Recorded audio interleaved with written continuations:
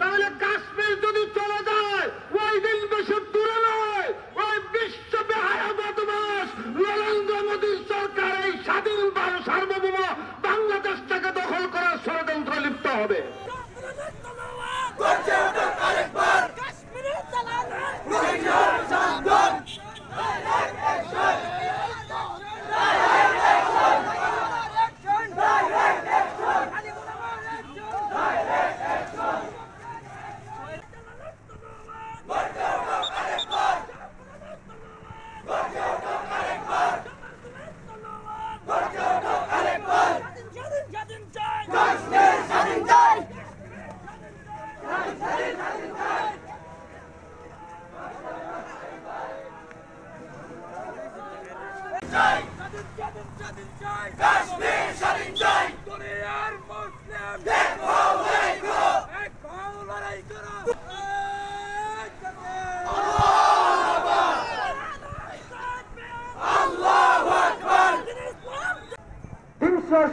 অনুচ্ছেদে কাশ্মীরের মুসলমানদেরকে বিশেষ মর্যাদা দিয়েছিল।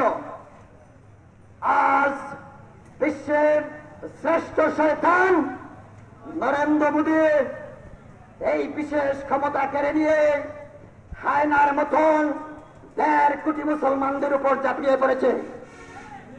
আমি ভারতকে, ইন্ডিয়াকে হুঁশিয়ারি উচ্চারণ করে বাংলাদেশের এক প্রান্ত থেকে জানিয়ে দিতে চাই, মিস্টার মোদী, আপনার রাম রাজ্যের স্বপ্ন বাস্তবায়ন হবে না।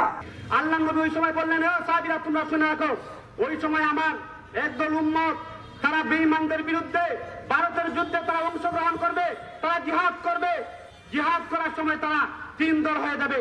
এক দল বেঈমানদের সংখ্যা গরিষ্ঠতা থেকে তারা পিছপা হয়ে যাবে। আল্লাহ নবী বলেন তোমরা জেনে রাখো ওরা হলো জাহান্নামী। বলেন নাউজুবিল্লাহ। আল্লাহ নবী বলেন আর 2টা দল থাকবে, এই 2 দলের মধ্যে এক দল তারা যুদ্ধ চালাইতে তারা শহীদ হয়ে যাবে। আরেকটা দল তাদের শেষ রক্তবিন্দু থাকা পর্যন্ত তারা জিহাদ চালিয়ে যাবে এবং শেষ পর্যন্ত ইনশাআল্লাহ তারা ভারত বিজয় করবে মুসলমানেরা। কাশ্মীরের মুসলমান বাজারে গিয়ে গরু কিনতে পারে নাই, ছাগল কিনতে পারে নাই, উট ভেড়া বকরি কিনতে পারে নাই। কাশ্মীরের মুসলমানরা মুসলিম উম্মাহের সবচেয়ে খুশির দিন ঈদুল আজহার দিনে খুশির কোনো গন্ধ তারা পাবে না। এর পিছনে একমাত্র সন্ত্রাসী, একমাত্র জুলুমবাজ হলেন আমাদের পার্শ্ববর্তী দেশের চা বিক্রেতা বর্তমানের মোদী সরকার। যারা বলেন ঠিক না। আমি বলতে চাই, উবাইদুল কাদের কেন, রেবের প্রধান কেন, শেখ হাসিনাকে আমরা এই ব্যাপারে কম্প্রোমাইজ করবো না ইনশাআল্লাহ।